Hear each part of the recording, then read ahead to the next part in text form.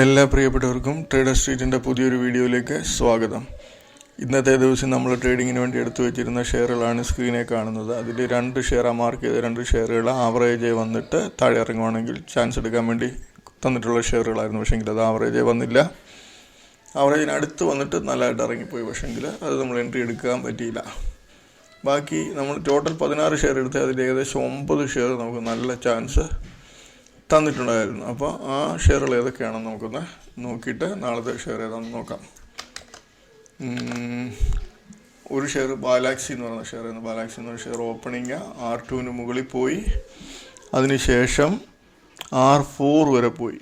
R4 വരെ പോയതിനു ശേഷം തിരിച്ചിറങ്ങി. നമ്മൾ പറഞ്ഞപ്പോൾ ഈ റേഞ്ചിൽ എൻട്രി എടുക്കുക 674, ഇത് 686 റേഞ്ചിൽ പോയി. നമ്മൾ എടുക്കേണ്ടത് 675 താഴെ പോകുന്ന സമയത്ത് എടുത്താൽ 674 റേഞ്ചിലൊക്കെ എടുത്താൽ നോക്കി 1 മണിക്കൂർ 1.5 മണിക്കൂറിനുള്ളിൽ 576, ഏകദേശം 96-97 രൂപ പ്രോഫിറ്റ്, നല്ല ഒന്നാന്തരം പ്രോഫിറ്റ്. അതിനുശേഷം നമുക്ക് ചാൻസ് തന്ന ഒരു ഷെയറാണ് SMS ഫാർമ. SMS ഫാർമ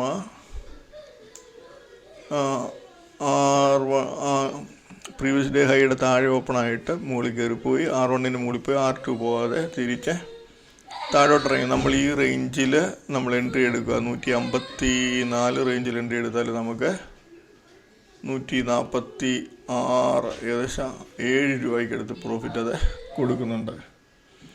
അതിനുശേഷം ഒലക്ട്ര എന്ന് പറയുന്നൊരു ഷെയർ, ഒലക്ട്ര എന്ന് പറയുന്ന ഷെയർ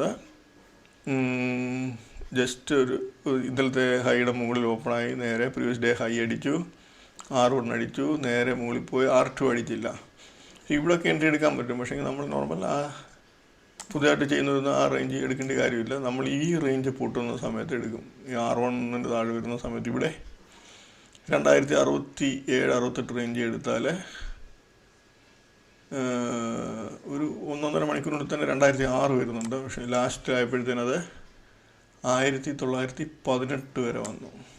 നോക്കുക, എവിടെ നിന്നാണ് തുടങ്ങിയത്? 2067-68 റേഞ്ചാണ്. 68, ഏകദേശം 140 രൂപയ്ക്ക് അടുത്ത് പ്രോഫിറ്റ് അത് കൊടുക്കുന്നുണ്ട്. അതിനുശേഷം FCL എന്ന് പറയുന്ന ഷെയർ, FCL എന്ന് പറയുന്ന ഷെയർ ഓപ്പണിങ്ങിൽ നേരെ R4 മുകളിൽ പോയി. R4 കട്ട് ചെയ്തു, ഹൈ 409. ഇത് വന്നിട്ട് R4 400 രൂപയാണ്. ഇപ്പം 400 താഴോട്ട് വരുമ്പോൾ നമ്മൾ എൻട്രി എടുക്കുക. 400 താഴെ എൻട്രി എടുത്തായിരുന്നെങ്കിൽ 383 വരെ വരുന്നുണ്ട്. 17 രൂപ ഏകദേശം ഒരു മണിക്കൂറിനുള്ളിൽ തന്നെ നമുക്ക് പ്രോഫിറ്റ് വരുന്നുണ്ട്. വീണ്ടും അത് തിരിച്ച് R4 മുകളിൽ വരുന്നുണ്ട്. പക്ഷേങ്കിൽ ഹൈ അടിക്കുന്നില്ല. തിരിച്ച് വീണ്ടും ഈ റേഞ്ച് കട്ട് ചെയ്യുന്ന സമയത്ത് നമ്മൾ ഇവിടെ എൻട്രി എടുത്താൽ രണ്ടാം എൻട്രിയിൽ നമുക്ക് 400 ഒരു 10 രൂപയ്ക്ക് അടുത്ത് പ്രോഫിറ്റ് വരുന്നുണ്ട്. വീണ്ടും ഇത് കയറി വരുന്നുണ്ട്. R4 വരുന്നു, വീണ്ടും ഇറങ്ങി 3 പ്രാവശ്യം വീണ്ടും 400 താഴോട്ട് വരുന്ന സമയത്ത് എൻട്രി എടുത്താൽ 386, ഇവിടെ 17, ഇവിടെ 10, ഇവിടെ വീണ്ടും 14 രൂപ. 3 പ്രാവശ്യം നല്ല ചാൻസ് വരുന്നുണ്ടായിരുന്നു.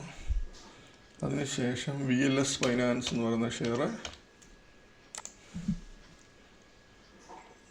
ഓപ്പണിങ്ങിലെ പ്രീവിയസ് ഡേ ഹൈയുടെ മുകളിൽ പോയി, R1 മുകളിൽ പോയി, തിരിച്ചിറങ്ങി 294 റേഞ്ച് നമ്മൾ എൻട്രി എടുത്താൽ 272 രൂപ. പിന്നെ അത് താഴോട്ട് തന്നെയാണ് പോകുന്നത്. 268 റേഞ്ചിലോട്ടൊക്കെ പോകുന്നുണ്ട്. നല്ല പ്രോഫിറ്റ് ഇതിനകത്തും കിട്ടുന്നുണ്ട്. അതിനുശേഷം സീറ്റലി തലേ ദിവസത്തെ ഹൈയുടെ മുകളിൽ പോയി, R1 അടിച്ചില്ല, തിരിച്ച് പ്രീവിയസ് ഡേ ഹൈയുടെ താഴെ ഇറങ്ങിയപ്പോൾ ഇവിടെ 206 ഒരു എൻട്രി എടുത്തിരുന്നെങ്കിൽ കണ്ടിന്യൂസ് ഡൗൺ ട്രെൻഡ് നമുക്ക് 185, ഏകദേശം 20 രൂപ. ഇത്രയും ചെറിയ ഷെയറിനകത്ത് നമുക്ക് 20 രൂപ പ്രോഫിറ്റ് കിട്ടുന്നുണ്ടായിരുന്നു. അതിനുശേഷം സാൽസർ